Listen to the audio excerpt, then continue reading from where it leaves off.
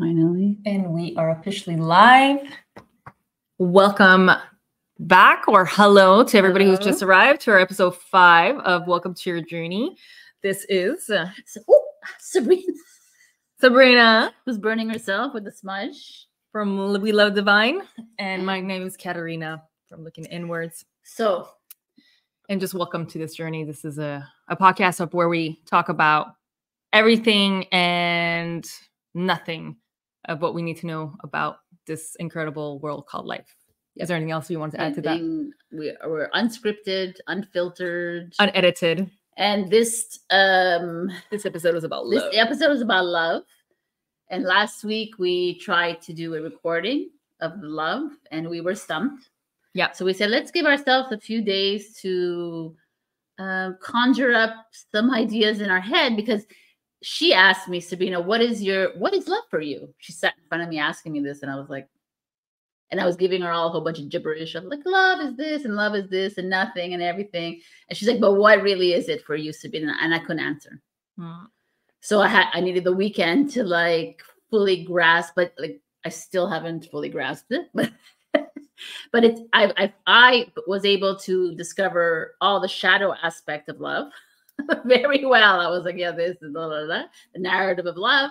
And then I forgot something. So you can continue. Well, I was just going to add to that. If we're focused on one aspect of a subject, so in this case, love, it really goes to show what we're going through in that very moment, right? So there's a lot of shadow aspects in regards to love. And I feel like it's common and normal because everything we see in society, everything we see in the movies, everything we see and is talked about around the table in regards to love has always been this fairy tale journey of love is just the desire and want of somebody else, right? Somebody else. There has to be another person to know love. There has to be another person to reflect this love to us, right? Yeah. So I'm like this Did you figure it weekend. out? Yeah. No, I didn't figure it out. This weekend, I looked it up. I said, for me, love is very is simplistic, but it isn't. It's very deep as well, right? So to me, this weekend, I was like, okay, love, what does it mean to me? To me, I entered this universe, this planet, this orbit, this earth, this solar system as one, love. We were love. We were unconditional love. We are pure beings of light. We are what I feel is love and peace and joy, whatever. And then we all fragmented and we all became fractals and we all fragmented off and had our own human experiences. And in the programs of these human experiences, we learned that love is conditional. Right? We learned that love is, you only are worthy of love if you are a good person, right? If you don't commit a crime, if you don't lie, if you don't cheat on your wife or husband, or if you don't, and then you're not lovable, or you are not love, you are evil, so it's like, this weekend I said, I'm going to look at online. Of course, I don't have a dictionary on hand. So I looked up the definition of love in the dictionary. And it says, love is an intense, deep affection for another person. Love also means to feel this intense affection for someone. Love can also refer to a strong like for something or to like something a lot.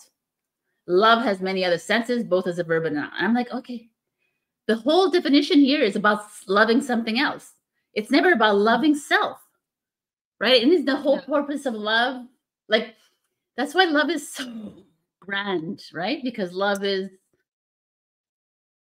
everything and love is nothing. And love is just accepting you for you. Like, I don't even know how to explain love. That's the thing. Love is like everywhere. Like, love is Mother Nature. Love is the tree. Love is Katatrina. Love is Sabrina. Love is the table. Love is the crystal. It is, right? But we place labels on how much love someone is actually showing me, how much love, but it just is. It just is.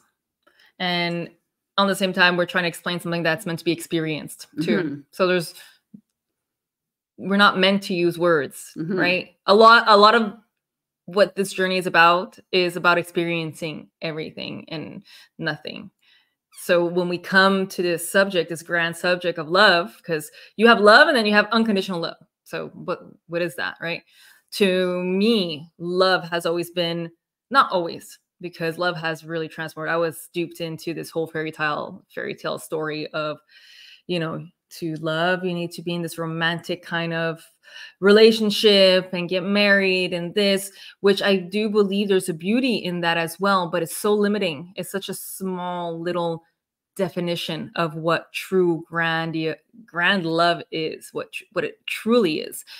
And I absolutely agree with what you were saying in regards to nothing teaches you about loving yourself first. Nothing teaches you that love is yourself. Like, love yourself first. Because at the end of the day, we can only love to the extent that we love ourselves. And this is something that I experienced because I only started truly appreciating other people and truly starting to love other people, quote unquote, love, is when I stopped hating myself, when I stopped self-loathing. And you only realize how much you actually loathe yourself once you actually start applying compassion to yourself, once you start applying this unconditional love, right? But also, you can understand how love when you are in the relationship and you're allowing another to treat you badly, right? It's because you don't love yourself enough that you allow this person to condescend to you. But again, it's all reflections, all mirrors, whatever. But still, I don't know. To me, I've always had this love-hate relationship with love because it's a business, right? It's consumerism. Love is like, oh, you didn't wish me happy birthday, or you didn't say I love you on Mother's Day, or you didn't say, oh, what did you buy me for Valentine's Day? Oh my God, like but that's conditional. Yeah, it's programming. It's no longer love. That's like a conditional kind of. But it's like it's a shadow aspect. The love is like the knight on white in the white shining armor or whatever comes, and love is not that, right? Right, we know that, right? And like for me, I feel like this all of humanity is like there's a veil that has been like washed over humanity, and it's like, and it's not our fault either, because if you look at all the movies, it's about loving another, getting into this relationship, or else you're a loser, right? Or you're nothing if you're not in a relationship with someone. What do you like? Even when you meet people, are you married? Are you in a relationship? Oh, you're not. Oh, it's okay. You'll meet someone soon. And it's like it's like it's a bad thing. It's a bad thing if you're single. Oh, you're single because they always have to find an explanation, but it's also because for me, I'm realizing now at this ripe old age is that I do not even want to enter into a relationship until I can fully love and accept me and honor myself. But if I cannot do that for myself, then how can I do it for another? And a lot of people I've talked to, they're like, well, Sabrina, then we'll never get married and we'll never have children and we can never do this because how long will it take to honor and love yourself? I said, well, if we started young to learn to continue with, like as a 0 to 7-year-old, I fully love myself. I'm pretty sure, right? We came in as pure love. And then we were told, no, you're unlovable because you didn't hug me. You're unlovable because you did this bad. You put the eggs in the wrong container. It's like, then you grow up. Oh my God, everything is very constrictive, right? You like fear is the shadow of love, like we talked about it last week. So it's like, then you cannot express love anymore. You're just learning the conditions of somebody else's love or lack of love for self. Because a lot of the times it's never about the thing or the place. Oh, you didn't love me. Oh, you didn't send me a happy birthday. It's not about the happy birthday. A lot of the times it's their awareness, their subconscious, their programming is basically telling them, if I don't get a message, I'm probably not worth this message. I'm not worth love because I didn't get this, because this is what I think love represents, is a text message. And especially when you're 0 to 7 years old, it's not like somebody tells you, oh, I don't love you because you did this, but we internalize it of, oh, they're angry at me. I don't know what this anger means. It probably means that I'm not lovable, right? So it's, for me, I feel like it's a huge communication barrier almost. It's like people are not able to actually be honest with their emotions. Instead of, a lot of the times it's, oh, you didn't do this for me. It had nothing to do with the action and everything to do with how they felt about themselves when the action occurred. Because they were repressed. You know, you know what I always think of, sorry, but like what I always think about the unconditional love, I think of pets. Yeah. Dogs, first Especially and foremost. Dogs do not see or understand hate. Right? They are the epitome of love to me. They will love you even if you hit them and you scold them. They will still come to you and like lick your face and love you. And it's like even the ones that are like battered and abused, they still are full of love. Yeah, well, that could be really interesting too, because it could be a programming as well. You're beating me, I have to be this specific way, or else I'll get beaten again. You know, I feel like could be that too. But I feel like, but I agree with like you could see it in the animal, right? You can almost feel the animal is like super innocent. Yeah, pure. I like, especially dogs for me has always been a little soft spot, because you can actually, when you yourself could hate yourself, but the dog's gonna love you, or the animal's gonna love you, whether you hate yourself or not. Like I find it's really, really interesting. They're like the most beautiful mirror for you. They're like, hey, yeah, no, you don't hate yourself. I love you. They're like almost if they could talk, you know, that could be it, right? Yeah. It's a beautiful analogy. Yeah, it's like really good. Yeah. It's anyways, but yeah. So today, like we were right before this video, we were at a cafe that's down below in my building, and we asked the two baristas, like, what is your definition of love? Yeah. So one of them was like, right away, it was a guy. He's like, when I look in the mirror, it's love. And, you know, he might have been joking, but to me, I loved his response, because it's a man, you know, men are from Mars, women are from Venus. And he was just like blunt. And I'm like, if more of us had that like feeling when you look in the mirror and that's love, you know, everyone, it made the girl uncomfortable and could have made other people uncomfortable, but it was like real, right? And the other girl is like, well, love is whatever. And at one point she's like, well, how do you love? It's challenging, but how do you love a murderer or a rapist or this, right? And that was interesting, because that brought up a lot again for me.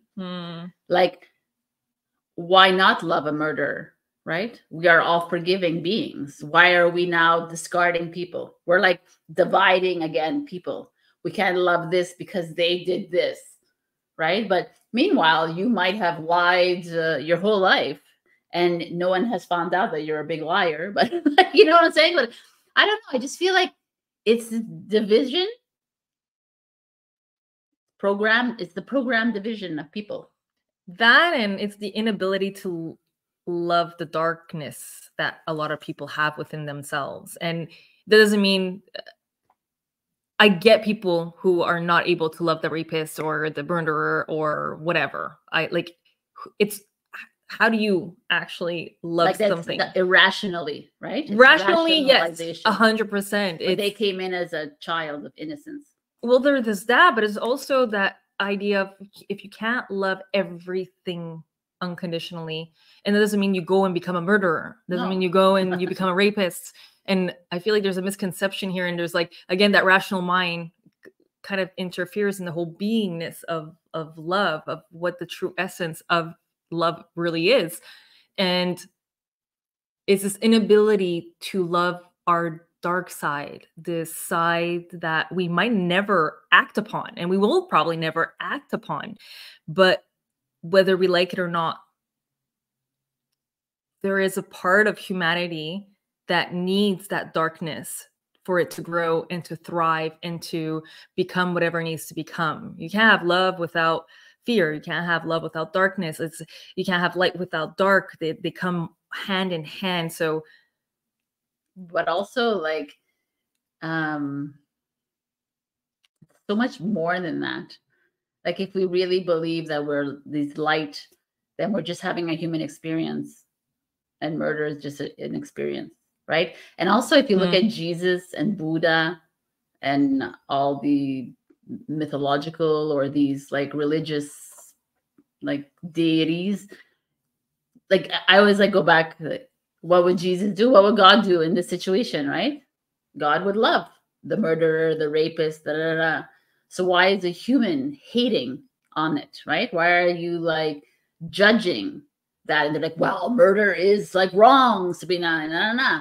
I said, I understand that, but it's like, why? Like, Jesus would not. Jesus invited Judas to the table, right? Like everything is a metaphor here, by the way. I don't think it happened, but like it's just to show us that like you can't. We're not here to pick and choose who we love.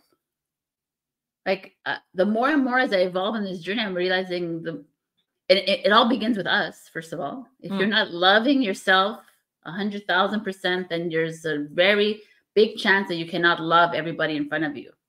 That's for sure.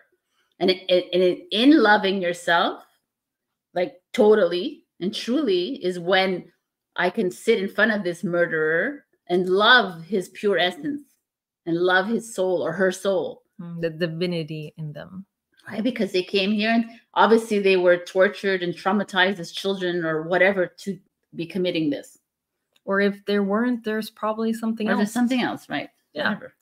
It's like they might be just here to play a part in somebody else's hero story as well. They come here to be that villain for that person that needs that villain so they could grow, maybe grow on steroids, maybe to find their own divinity within them, because the divinity is love, is pure essence of love. And how could you fully embrace love if and I said it before, don't get stabbed in the back, right? If you don't get kicked down, can you really find love for self if you have never gotten tripped over or fallen down? Can you find that love even if you fall down the stairs or you fall down from heaven? Can you really truly love at that deepest level? And sometimes those villains are there for that, to help you to grow and see that love, feel that love, be with that love, no matter what. Yeah. And it's also like when you step back in the bigger picture, you say, okay, it's truly just a movie we're in and it's an illusion. And I know it's like, I do know I trigger people when I say this. I trigger myself sometimes when I say this because it's like, okay, but I'm living in this illusion. I said, yes, you're living in this illusion, but can you see it as that? In my soul contract, I wanted to die at 18 years old. Can we honor that person who wanted to die at 18 years old? Why do we always have to find like fall into hate? And I want to talk about falling in love, which I was watching Alan Watts' video of him. And he was talking about why is it that we fall in love and we don't rise in love? And I said, well, because that's the inversion, Alan. I'm talking. I was like, we're always like, everything has to be like a negative connotation, almost like you're falling in love. You're falling in the pit of hell. It's like, I find that was very interesting. Yeah. Instead of rising in love. Yeah. Why can't love rise us to just be like to something else, to our greatness, to our internal power, right? And there was a couple of other things. Yeah, there was just the idea of us always compromising in love, in our relationships, like, well, and changing the way we are to appease to the partner. And it's like, that's not love. Everybody's like, yes, that is love, Sabrina. You have to compromise, you have to change, or I have to change him, or he has to change. Like, that's not it. Like, That's why I am at this place in my life right now where I even told her, I'm like, yeah, I don't want to even, my next relationship will be someone that I don't want to change, first of all. And I don't, if I wanted to change him, is because I didn't completely love myself. Right. So it's all about that. It just all goes down to that. I just want to love. I'm learning to honor my journey here and love it completely before I can even think of going into another relationship. But that's me. And it's Like, also everybody's when different. you're in that fullness of self-love, one, you're not going to attract people that you need to change because you've already fully accepted yourself, and the other person's going to be the one who fully accepts themselves. So you're already, and this is where the compromise, I think, gets misconstrued. It's, oh, I need to change this person, or I need to change myself. And if it's already within you, it's going to happen naturally. You don't have to do anything. Whatever this person is vibrating, it's going to ripple off something that's already inside you that wanted to do that anyways. And you're going to do it out of pleasure. You're not going to do it because, oh, this person is telling me to do it. This person is forcing me, or I need to do it, or else this person's going to leave me. There's no fear attachment. It's just, it just is. It's a smooth transition. It's part of the flow of your own inner journey that was going to happen. And now you're just getting in the relationships that are helping that, and not, I don't want to say forcing, but they're not triggering. It's like two different ways to see compromise, because it's not compromising anymore, because it is what you've been wanting to do anyways, internally, in that deep essence of yours. Because it's not like even if I love myself completely and I'm with someone, they might trigger me 100%. But my reaction to the trigger won't be like,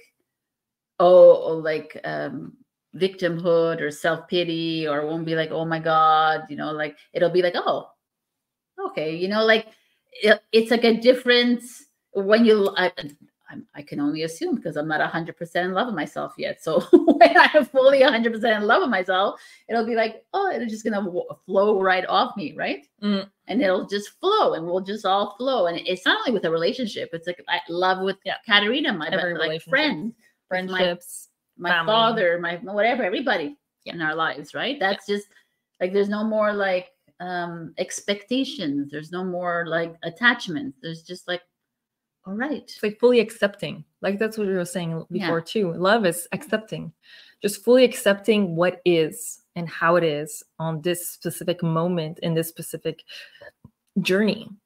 And just because you accept something doesn't mean you stay with someone. Exactly. There's that too.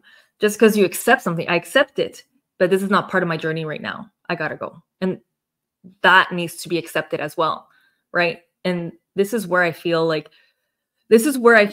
that's a good one. The big misconception in terms of compromise, but also in terms of sacrifice. Like, people think they have to sacrifice themselves or their relationships. Is that what you're trying to say? No. Okay. No. It was like, it slipped my mind. Okay. But trying to fill it in. I don't know. It's a good one, because it's true. It's part of the compromise. It's sacrificing. We think we need to, for pure love, you need to sacrifice yourself, which I don't agree. But in terms of, it just completely left my brain right now. It'll come back. It's gonna come back. It's gonna come back. But like, what were we talking about? I was talking about the whole accepting of self. Yeah. And this whole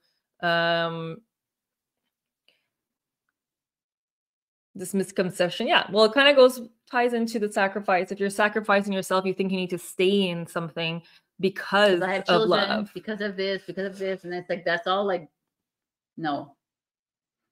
And it's because it like, what, again, it's all like, the same things, like, what are people gonna say, blah, blah, blah. But if like you truly love, I don't know, it's just like again, I feel like when we talk about love, I always like want to I always want to ask, like, what would God do? What would the consciousness do? Kind of thing. Like, that's who we are, which is God. When I say God, it's like, God is pure love to me, right? God is pure acceptance of self, of pure light. So what would God do? What would the divine do in this moment in time? They would honor themselves. They would honor themselves. They would love. They would, through acceptance, through freedom, through peace, not by like holding things on other people and not like wanting to change others, not by wanting to like I'm gonna be a survivor and I'm gonna stay in this relationship, you know. Like I wrote down the marriage because I laugh every time. It like now it irks me so much, marriage, because I feel like why would anyone want to like get married? To me, it's like silly. It's like a silly. It's another business, another consumerism crapola. Because you're writing a contract. I'm writing a contract with a person. No, man. And you're giving me a ring. So it's ownership of somebody. Like, you know, everything is like a contract. And they're like, oh, Sabrina, you're such a like hater and whatever. But marriage is like, I don't need marriage for you to tell me you love me, right? If you love me just like that. I don't need like he's not gonna not cheat on me because we're married. He's not gonna not love me because we're married. That's like, to me, again, it's like this all this programming and this limited belief system. And love is love. Just is. That's why to this moment, even I still cannot give you a definition of love. It's very big. It's huge. But going back to marriage, there's many different types of marriages also. And there's a shadow aspect and a light aspect, and then you have the neutral aspect of this concept that we're talking about, love, right? You have people who don't get into marriage because of the whole big wedding ring. They really go in it with the sacredness of union, right? This union, this coming together where it's like, I'm making a promise to you and we're going to just be with ourselves in the fullness of love, no matter what happens in love, right? Because that, to me, was always what I thought the marriage was before I realized that it was a big, not propaganda, but it was like it's a narrative. Because it's a type of narrative. Yeah, 100%. Like I don't have to go in front of everybody and tell people that I love you for confirmation that I love you. Like that's it's a party. We have a party with people and we want to share our shadow love. aspect, because you have also marriage where it has nothing to do with saying the I love yous, and it's usually a celebration of a union coming together, and they want the people they love to witness this coming together, this type of almost like a promise that no matter what happens in between us, we are dedicated ourselves to our growth, our evolution together. But both people need to be in that mindset, need to be in that willingness for growth, because a lot of the times if you get into some kind of challenges, one person always tends to want to give up more than the other person. Well, that not it, but because you're married, you're gonna help each other. That's the thing that doesn't make sense to me. So because we're like have a contract together, then you're gonna help me more because we're married? No. But if I was just like I would, that's why like I don't get it, because like I would go out of my way for you, and I'm not married to you. No, but we have dedicated a friendship though. However, but we haven't had a celebration about it. But we can. I know we can. That's the thing. It's fine. But I just don't. Like, I feel like it's like a little. It's just another human way of like celebrating. I guess having a party. I don't know what it is, but I don't think it's about a party and celebration here. I think it's just it's very constrictive to me. Yeah, and for the most part, I'm attached to you. 100%. And I'm like, no, you're not. Like, that's why. And it's funny because like early on in my journey, I met this woman who like kind of triggered me at the moment, right? She was an older lady than me, and she was very neutral, and she had no emotion. Like I would talk to her like about like someone who died in my life, and she was like, oh, but she didn't have emotion. She wasn't like feeling sorry for me. And at the moment I was like, I want you to feel sorry for me, you know? And I was like, and now I look back at it and I'm like, wow, she was the epitome of like non-attachment, right? And she was like telling me that she didn't believe in marriage and whatever. And she had many men that she loved, right? I said, what do you mean you have many men that you love? I'm like, yeah. She goes, I love him and I'm with him when I feel like it. And then I go to him. But it wasn't done like, it was like, she was just like, well, it is what it is, right? And when I left, I was like, at that moment in time, I was like, I want to get married and what does that mean? And now I look back at her and I think of like, yeah. So she had like, it's not about being a swinger. It's not about like, it's not even sexual. That's again, love and sex is not the same thing at all, right? It's not about being sexual. 100%. Like maybe she was sexual with all these 4 different men, but it wasn't, it was like they offered something different to her. And each party was okay with that, right?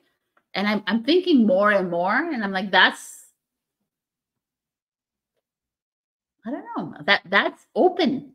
Like that's like, how do I say this without sounding like a hippie? I don't want to be, it's not like, oh, I'm going to give my love to everybody. It's just like this feeling of love, of self. Like she loved herself and she knew who to give to, what not to give to. It was just like free. She knew herself completely. But actually, I remember what I was going to say before, and ties into this too. It's like, before, we're not honest enough about our own emotions to ourselves. We're not honest with our own emotions. Therefore, we cannot be honest with other people with our emotions. And this is where, to love yourself, like she sounds like to me, she knew who she can open up to in what ways, in different ways, because she knew herself and she was able to connect with all of these different men, and just being honest with them probably created this safe environment for her to open up her heart and to open up her awareness and get to know herself a little more. And this is another thing too. Just when you're in a relationship, whether it's friendship, love, it's a fast track way to know who you are if you're paying attention to it. If you're looking at the triggers and you're like, oh, there's still something there that I'm not fully embracing about myself, or else this wouldn't trigger me, or I'm not being attached by, there's an attachment here, or else why would this bother me, right? So it's what were you gonna say? No, it's okay. I'm listening. I was just breathing heavily, but for me also, love is a narrative, because I don't think we're here to love another. Like we're here to love everyone, because we came in loving everyone. Everyone meaning like the human, the nature, the waters, the whatever, everyone, everything. We come in loving it all because we are it. We are the emanation of love. Yeah. Right. But I feel like loving another and moving into these things, I don't think that's why we're here. But it could be as an experience. I get it. That's where I get like a little bit like, I don't know. Like if I come back in a year from now, we could do this again and I'll have a different perspective. But maybe in a month from now, I'll have a different perspective. But I don't know. I feel like as I evolve on this journey, love is, I think we put so much attention on love. And, at 25, I want to get married, or I want to find love. I need to find love. And it's like, we narrowed it down to like too simplistically. Well, I wasn't talking about loving somebody else. I was just saying, well, for me anyways, I think we're here to learn how to love ourselves at the fullest, like at the fullness of what that implies, whether we can explain it or not in words. And the fastest track is to be interacting with others, whether it's with a lover, whether it's with a friend, it doesn't mean that we're designed or meant to fast track it all the time. Sometimes we need to step back because of all of these relationships that haven't worked or triggering us. I mean, are you going to step back? Are you going to love yourself enough to move away from these people and actually sit with yourself and be like, hey, how do I love myself? Because clearly I'm not loving myself if this is still hurting me or triggering me, or I'm being in this particular way. But what I was trying to say before was just, it's not about loving others. It's about learning how to love yourself, almost on steroids, basically. If you're in a relationship, if you're in this relationships and different relationships, to me, I truly believe that we have come here to learn how to love deeper, love ourselves deeper, and to trust ourselves deeper. These are the two things that I believe we've come here to learn. And I don't think it means that we have to love somebody, be in a relationship with someone, but it does help us see our shadows. It's about seeing our shadows.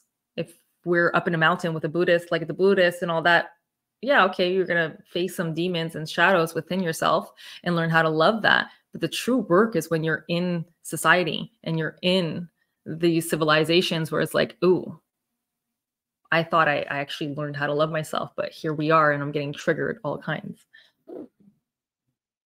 No, you don't agree? No. It's not that I don't agree. She's shaking her head. No. It's just because I don't know if I don't know if we came here to learn to love, because we are love. I think what happened on the way is that we fell out of love with ourselves. We dropped into lower vibration or frequencies, and then we had to, at one point, oh my God, we had to relearn how to love ourselves to get to that oneness again, because we've like completely lost it. We fractalize ourselves so much. We've lost the whole essence of who we were when we first walked in, or whatever. Walk in, drop in, I don't know, whatever we did. And then I think that's where we're at. And that's why that's why I think we're like a human experiment. We're an experiment for the galactics, and the cosmic beings are all like, yo, experiment number 152. This is what's working right now. And this is, I don't know. I just feel like we're a little bit lab ratties, but it's all good. And it's all good. And we're here, and this is what it is. And we're all trying to figure ourselves out. So overall, what do you think love is? If you can define it. What do you think love is? Yeah. People's in the house? I know you have a lot to say. Love. What is your definition of love? I would think it's detachment. It's when you've accepted everything. Once you learn how to accept, that's when true love steps in. It's like surrendering into it, experiencing it, surrendering. Have you ever loved, when you've loved yourself, what does that mean to you? Like, have you ever loved deeply another or yourself, kind of thing? Like, what does that mean, actually? It's even like, comes out the and what does thing. It mean to you? And like, she brought up something before, like, I thought we should ask. I'm gonna ask you, what's your favorite love song? Yeah, what is your favorite love song? Because that might actually say a lot about what your thoughts of love is. So, and I just want to add one more thing in terms of just going back to like loving murderers and all that, and that resistance that we have, which is normal resistance if you go logically. To me, it's always been, if you can't love that, that's probably because you would not be able to love yourself if you do that. And again, it doesn't mean you go and do that so you can prove anything to anybody, right? But one question that I asked my mom, and you can ask yourself too, and see if you can love yourself deeper into that, is, can you still love yourself even if you accidentally kill somebody, right? And that was a big one for my mom. Her automatic response was, no, I cannot. So it's like, ooh, okay, can you lean into that?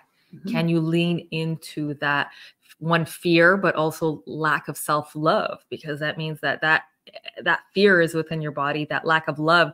That to me, that just means you cannot love a version of yourself, a fractal of yourself. If we're going back to these fractals, if there's a part of yourself you cannot love, and therefore cannot love somebody else. So this reflection, anything that creates resistance inside you, especially in regards to love, it's probably because that part of yourself, if that were to happen, would be very hard, or you cannot do that at the moment. So it's like, how can you lean into it? Yeah, because you lean into that resistance. love to me is not an emotion. I like that.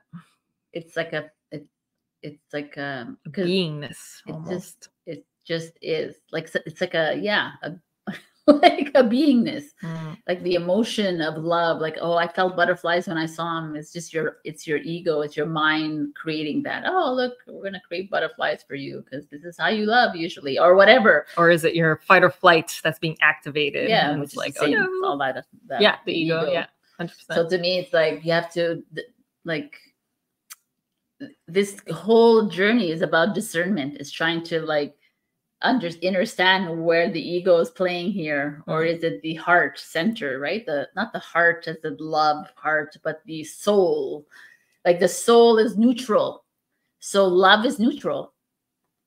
Love doesn't have conditions, right? Love doesn't say, oh, I only love you because you are like a pious person and that you don't lie and that you don't. But love doesn't love the murderer, right? That's that whole idea we were talking about. So love loves all. So what is love to you? Yeah, what is love to you? All right, what is loving all also to you? What is loving all? What is loving all? Yeah, what is love to you? What was the two other ones we said? Are you able to love yourself deeply? And what does that actually imply? What does that actually mean?